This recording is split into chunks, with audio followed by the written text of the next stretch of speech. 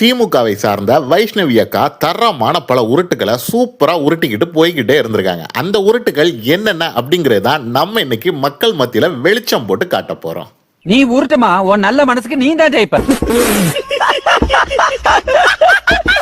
யார் இந்த வைஷ்ணவி அக்கா? 1.5 வருஷத்துக்கு முன்னாடி இன்ஸ்டாகிராம்ல வீடியோ போட்டு விளாகரா வலம் வந்த ஒரு நபர் தான் இந்த வைஷ்ணவி அக்கா. எங்கெங்க புதுசா ஒரு மலைத்தொடருக்கோ இல்லைன்னா அருவிக்கோ போனாலும் அங்க ஒரு 4-5 போட்டோ ஷூட்டை போட்டு அந்த போட்டோவை இன்ஸ்டாகிராம்ல போடுறது வழக்கம். 10 லைக் இல்லைனா 20 லைக் வந்துட்டு இருந்தது. ஆனா திடீர்னு ஒரு நாள் 100 லைக் வந்தது. 100 லைக் வந்த உடனே நம்ம வைஷ்ணவி அக்காவுக்கு மனசுக்குள்ளே ஒரு எண்ணம், நம்ம பெரிய ஆளாயாச்சுடா, ஏனுமா நம்ம வைக்கிறேதான்டா சட்டம் அப்படின்னு ஆட்டம் போட ஆரம்பிச்சாங்க. அந்த ஆட்டம் அத்தோடி நிக்கல. திடீர்னு ஒரு நாள் 1000 லைக்ஸ் வந்தது.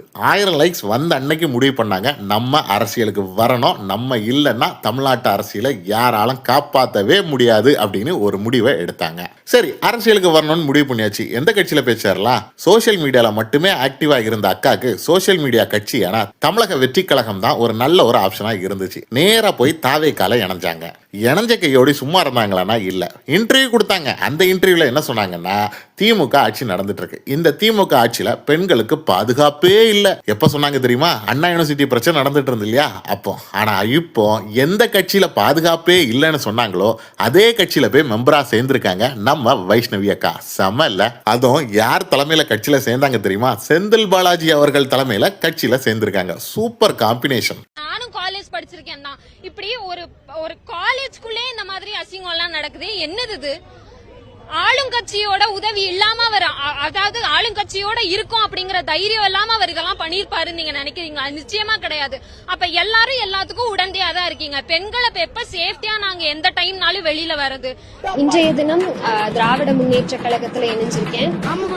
மாண்புமிகு மேற்கு மண்டல தளபதி திரு செந்தில் பாலாஜி அண்ணா தலைமையில இணைஞ்சிருக்கேன்.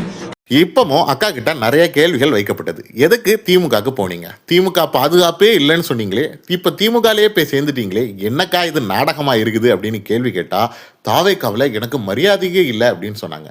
என்ன மரியாதை இல்லை அப்படின்னு கேட்டா, மேடையில் ஏற்ற மாட்டேங்கிறாங்க, இதெல்லாம் ஒரு பஞ்சாயத்துன்னு சொல்லிட்டு அக்கா கோச்சிக்கிட்டு போயிருக்காங்க. ஆனா தாவேக்காக்காரங்க என்ன சொல்றாங்க?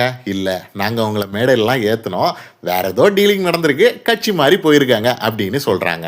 இன்டர்வியூ எடுத்த நபர் சிரிச்சுக்கிட்டே ஒரு கேள்வி கேட்டாரு. திமுகவின் ஆட்சி எப்படி இருக்குது? நல்லா போயிட்டு இருக்கா இல்லைன்னா கேவலமா போயிட்டு இருக்கா அப்படின்னு கேட்டதுக்கு சூப்பரா போயிட்டு இருக்கு அப்படின்னு சொன்னாப்புல. 3ஆம் தேதிக்கு முன்னாடி கேட்டிருந்தா வேற மாதிரி பேசிருப்பீங்களா அப்படின்னு கேட்டதுக்கு ஆமான்னு ஒத்துக்கிட்டாங்க. எவ்வளவு பெரிய நல்ல மனசு நம்ம வைஷ்ணவி அக்காக்கு. அதிகபட்சம் சாதனையா அதிகபட்சம் சோதனையா?